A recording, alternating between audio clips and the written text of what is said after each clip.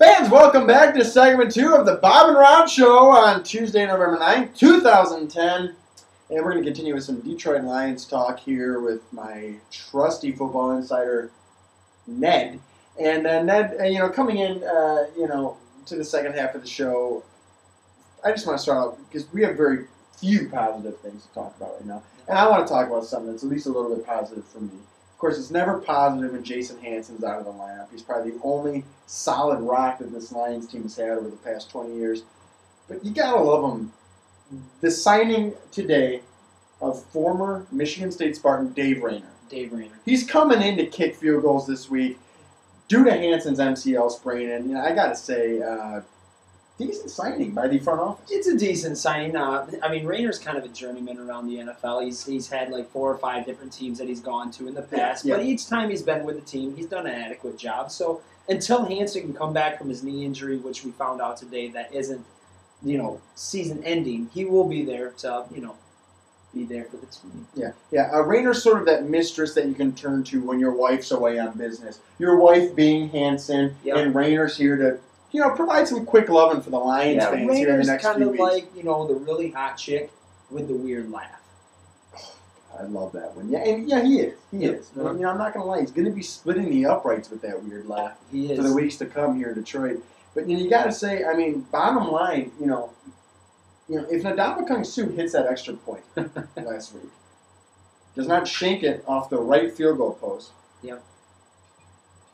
Lions win the game. We're talking about a different game, absolutely. And, Ned, really, the part that kind of boggled my mind is in the post-game press conference, you hear Jim Schwartz say, Ndamukong is our backup kicker. He doesn't talk that redneck, but it's something along those lines from being from Tennessee. But, the point of the matter is, I'm not going to, second guess an NFL head coach. But that's actually exactly what I'm going to do right now. No. You can't find anybody on your roster that's a better kicker than a 310-pound defensive lineman. I don't know about you, but if I weigh 310 pounds, I'm going to have a little bit of a hard time kicking the ball. You think maybe, a guy like Tim Toon, would be a better... Well, you look at it, he had good form during the kick, but obviously the kick shanked. But then everybody was asking, why didn't Nick Harris kick the ball? And then you found out previously on the very next play after the touchdown. So not previously. No. Then.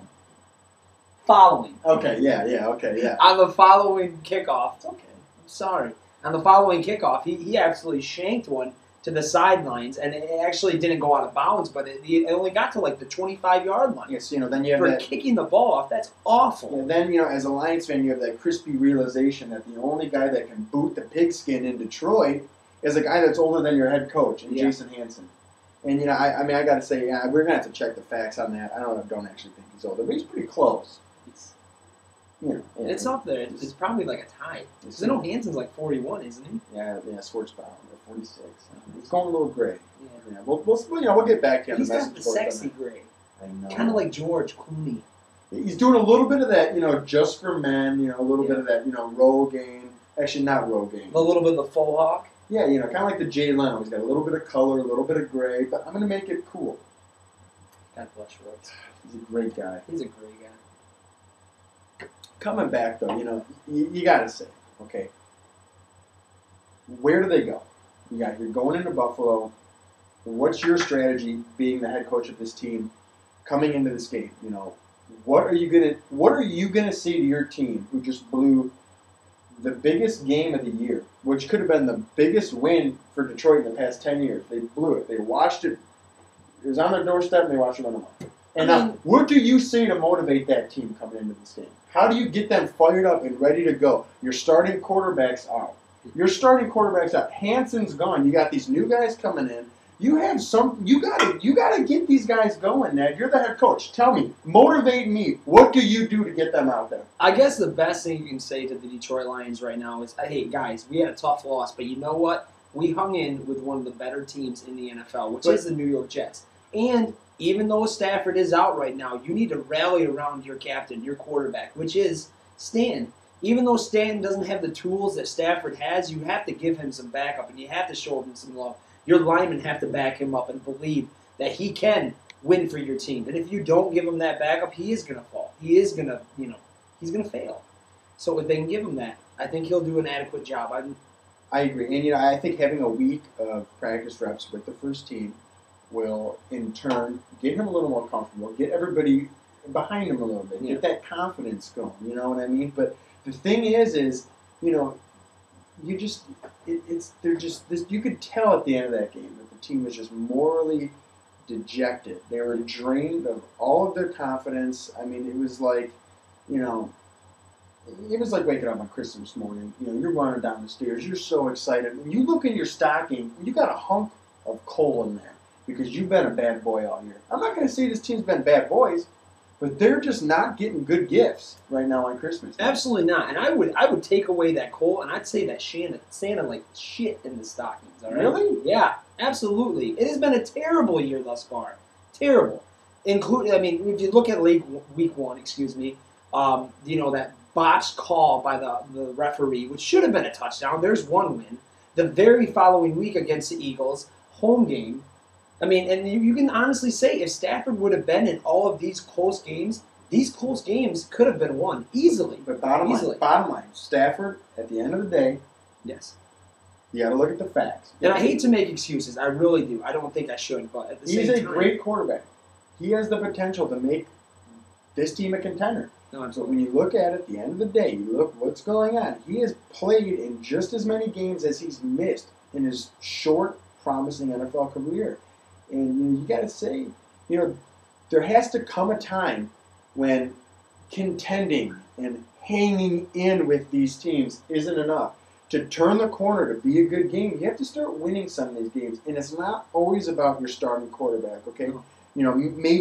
Maybe a guy like Tony Scheffler comes up with a clutch block and Jabba Best breaks one. Little plays like that can get teams going, Maybe a guy like Steven Peterman doesn't get a penalty for a week, okay? Maybe the Goss on the right side, Goss for Charles, comes up with a clutch block. Or maybe they get this running game going a little more because the passing game is going to be lacking now with Stafford. But all I can say, this is a very talented team. They have a lot of tools, and just having Stafford out isn't enough to throw the season out, okay?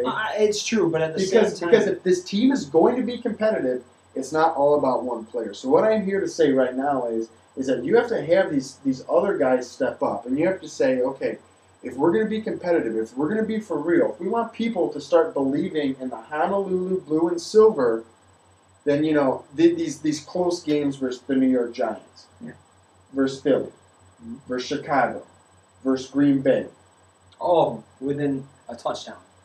But that's no excuse. You have to come out and you have to start winning those games, okay? When it comes down to clutch time, when the pressure's on and you're feeling it and you're sweating your pants off on there, you got to come out. You got to come out with a clutch play, and you got to win the game, okay? You got to come through. And this team can do it, but it's all about the head coach. I agree, and I disagree with that. I think this team is kind of teetering on the fence right now. Obviously, like you just said, there is talent here. There's tons of talent. And now, like everybody who watches the Lions have noticed that we have talent on this squad.